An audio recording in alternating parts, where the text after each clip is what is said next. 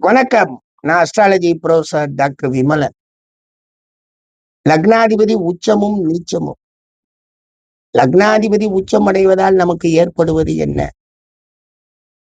யாரும் நம்மளை ஒரு தீங்கான மனிதன், தீய மனிதன் என்று சொல்லக்கூடாதுங்கிறதுக்காகவே நாம ரொம்ப கவனமாக வாழக்கூடிய அமைப்பை ஏற்படுத்துது.